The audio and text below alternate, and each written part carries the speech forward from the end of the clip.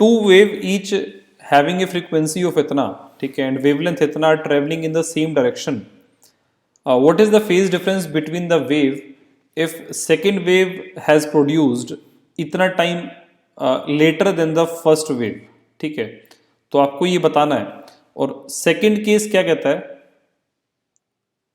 Second case क्या कहता है कि दोनों वेव प्रोड्यूस तो सेम इंस्टेंट पे हुई है, पर फर्स्ट जो है ना बेटा वो 4 centimetre behind the second one हुई है, ठीक है। तो देखो बच्चों में यहाँ पे फ्रीक्वेंसी गिवन है, वेवलेंथ गिवन है, ठीक है, और फ्रीक्वेंसी और वेवलेंथ को लेकर के हम वेव का स्पीड निकाल सकते हैं। अब बच्चों अगर फर्स्ट वेव इतना सेकंड पहले प्रोड्यूस की गई है तो फर्स्ट वेव इतने सेकंड में कुछ चली होगी, वो इतना मीटर चली होगी। अब इतने मीटर के कॉरस्पॉन्डिंग क्या फेज डिफरेंस होगा, तो हम फाई लिखेंगे 2 pi by lambda into delta x से, तो ये एंगल आ जाएगा 3 पाई, ठीक है। तो इसको सॉल्व करने का एक तरीका तो ये है।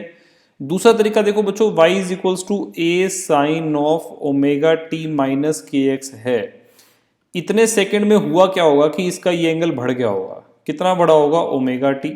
अब ओमेगा निकालने के लिए फ्रीक्वेंसी को लिखेंगे 100, ये ओमेगा अपॉन 2 पाई है, तो ओमेगा बनेगा 200 पाई। तो यहाँ पे ये क्या बन जाएगा देखो 200 पाई इंटू 0.015, इसको सॉल्व करके आंसर आएगा 3 पाई, ठीक है। तो आप दोनों में से किसी भी तरीके से इसका आंसर को निकाल सकते हो।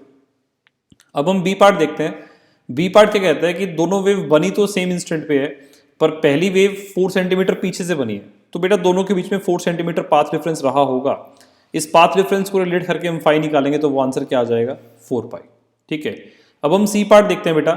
सी पार्ट क्या कहता है कि दोनों वेव्स का एम्पलीट्यूड अगर 2 mm है, आपको बताना है कि रिजल्टेंट एम्पलीट्यूड क्या होगा, ठीक है। तो देखो बच्चों ए डैश का फॉर्मूला बनेगा under the root of A square plus 2a² cos, पहले केस में 3 पाई, और यहाँ निकालूंगा सेकेंड केस में जब 4 पाई एंगल है तो इसको लिखूंगा a² प्लस 2a² कॉस 4 पाई, ठीक है।